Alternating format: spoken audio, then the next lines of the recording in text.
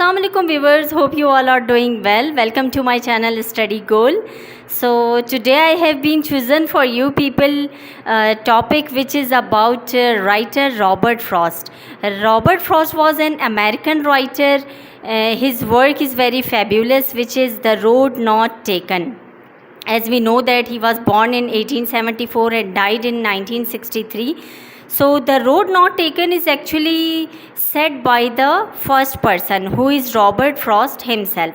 This poem actually he is written for his friend Edward Thomas, because Edward Thomas was his friend and he took a wrong decision in World War I or maybe II, if I am not wrong. He took a wrong decision for his future. He wasted his time for 2 to 3, 4 years. He wasted his time. So Robert Frost given his straightforwardly a message and indirectly a message that you took a wrong decision and you waste your time.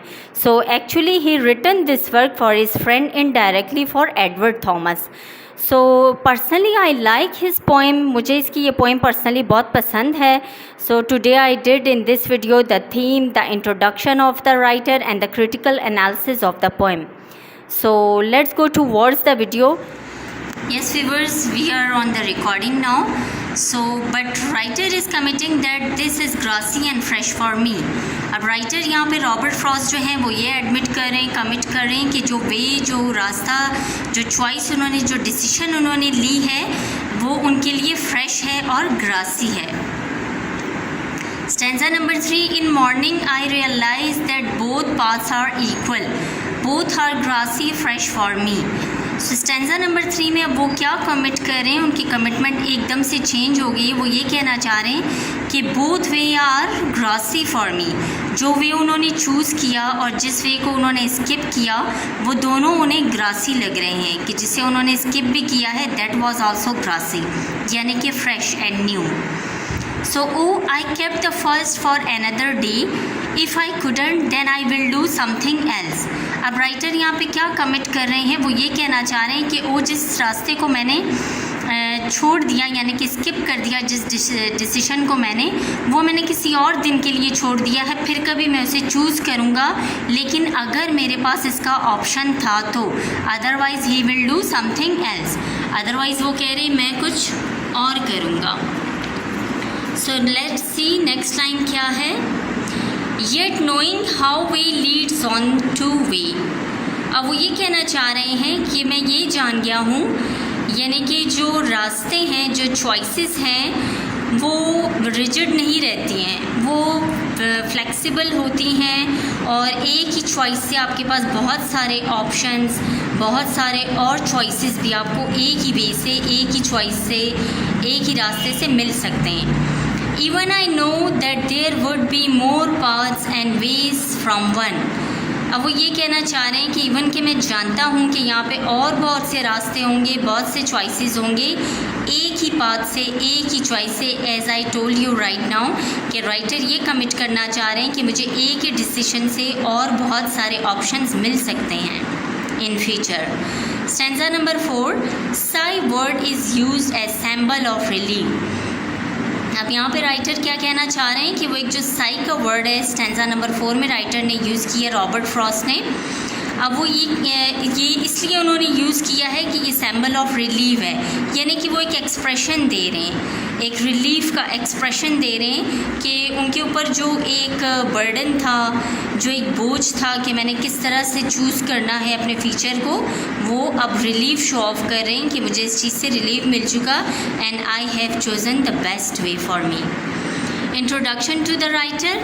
Full name was Robert Lee Frost, born on 1874 and died on 1963. Was an American poet. He was known for his realistic depiction of rural life. Robert Frost जो हैं एक American writer थे. 1874 में ये America में पैदा हुए थे और 1963 में इनकी डेथ हुई थी. और बहुत ज़्यादा जो ये जाने जाते हैं, इन्हें जो फेम मिला था वो इसलिए क्योंकि रियलिस्टिक लाइफ को, रूरल लाइफ को ये डिपिक्ट करते थे. His work was published in England before it was published in United states. Even कि वो अमेरिकन पर्सन थे, अमेरिकन सिटीज़न थे, लेकिन उनका जो वर्क है, उनका जो लिटरेरी वर्क है वो पहले इंग्लैंड में पब्लिश होता था, it's not in United states. So analysis of the poem. This poem was published in 1915 in an ambiguous poem. This is an ambiguous poem that allow the readers to think about choices they make in life. Robert Frost wrote this poem for his friend Edward Thomas as a joke. He considered it a very tricky poem. Robert Frost ने ये poem जो Robert Frost की है ये 1915 में publish हुई थी. ये इनकी बहुत ही डेजलिंग, बहुत ही शानदार पोइम थी. वो इस वजह से कि इन्होंने इसे लिरिकल फॉर्म में लिखा था. Lyrical is not something like a song, this is something like कि राइटर ने उसमें अपने परसेप्शंस, आइडियाज़, अपने चॉइसेस और अपने फीलिंग्स, इमोशंस को हमारे साथ शेयर किया था. तो ये जो पोइम है ये इन्होंने इनडायरेक्टली अपने एक फ्रेंड के लिए लिखी थी जिसका नाम था Edward Thomas. As a joke उन्होंने लिखी थी क्योंकि एडवर्ड थॉमस जो इनके फ्रेंड हैं, इन्होंने एक डिसीजन लिया था, तो that decision was wrong for Edward Thomas. उन्होंने अपनी ज़िंदगी के कुछ जो साल थे वो उन्होंने वेस्ट कर दिया था अपना टाइम. इसी वजह से रॉबर्ट फ्रॉस्ट ने ये एडवर्ड थॉमस के लिए, अपने फ्रेंड के लिए लिखा कि उन्होंने अपने फ्यूचर के लिए एक बेस्ट चॉइस, बेस्ट डिसीजन नहीं लिया.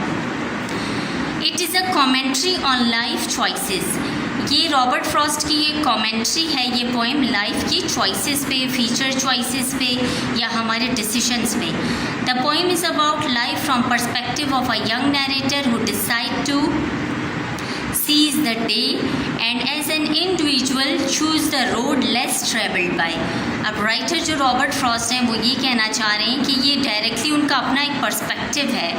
ये फर्स्ट पर्सन स्पीकर हैं, नरेटर जो है फर्स्ट पर्सन स्पीकर हैं, क्योंकि लिरिकल पोइम्स जो हैं वो फर्स्ट पर्सन ही होती हैं. राइटर खुद उन्हें नरेट कर रहे होते हैं. सो राइटर इसमें किस चीज़ के बारे में बता रहे हैं, इसमें इंडिविजुअल को उन्होंने फोकस किया है कि उनकी जो चूज़ हैं, परसेप्शन और आइडियाज़ हैं वो किस टाइप की होंगी, और जो रोड जो एक्चुअली वो बात कर रहे हैं वो एक फीचर के बारे में बात कर रहे हैं कि आपने क्या डिसीजन लेना है अपने लिए. और वो ख़ुद ये बता रहे हैं कि मैंने एक लेस ट्रेवल रोड को, एक लेस ट्रेवल रास्ते को अपने लिए चूज़ किया, which is fresh and grassy.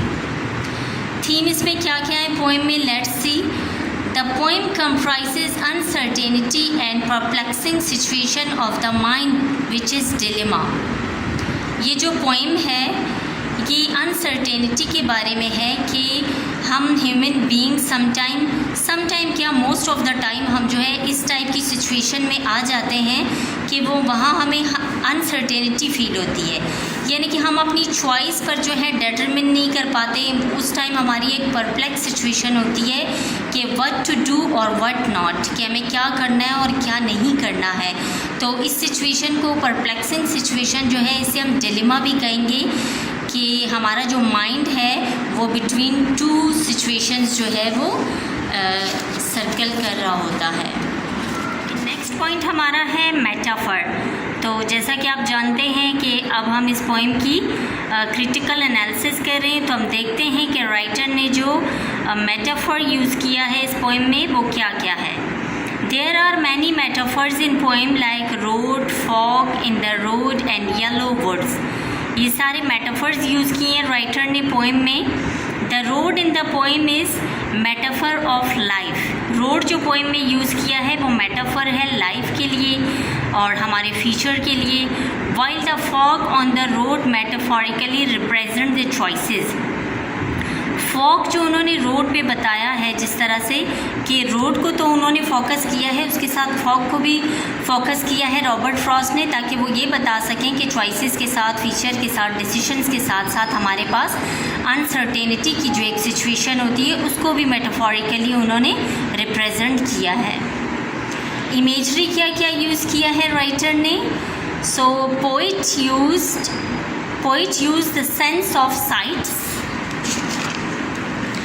Poet ने सेंस ऑफ साइट यूज़ की है, such as leaves, yellow woods and the image of road help to visualise the road providing route to the traveller. तो imagery जो writer ने हमारे लिए use की है वो ये है कि उन्होंने जो एक साइट शो ऑफ किया है येलो वुड्स का, जो हमारी सेंस ऑफ साइट को जो है इवोक कर रही है, yellow woods and the image of road help to visualise the road providing route to the traveller.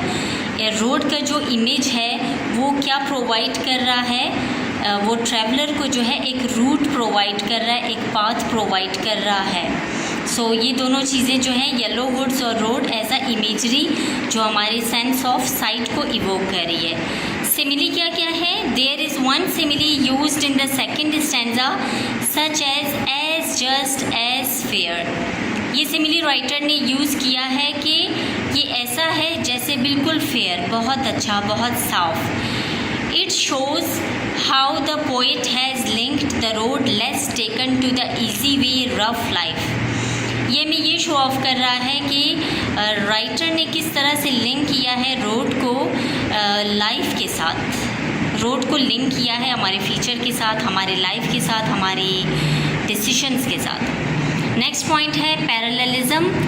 It is the use of a source of words phrases that have similar grammatical forms. Parallelism जो है actual हमारे पास ये एक similarity होती है between 2 और 3 things. तो writer ने ये चीज़ भी यूज़ की है, फ्रेजेस यूज़ किए हैं जिनमें सिमिलैरिटी बताई गई है।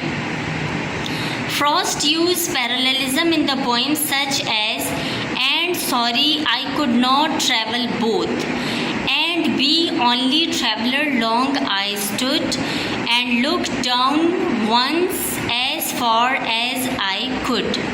अब यहाँ पे राइटर ने क्या किया है, पैरेललिज्म उन्होंने इन 3 लाइनों में यूज़ की है। सिमिलैरिटी उन्होंने बताई है जैसा कि and sorry I could not travel both, कि मैं दोनों रोड्स को, दोनों पाथ्स को ट्रैवल नहीं कर सकता, मतलब मैं 2 डिसीशंस नहीं ले सकता।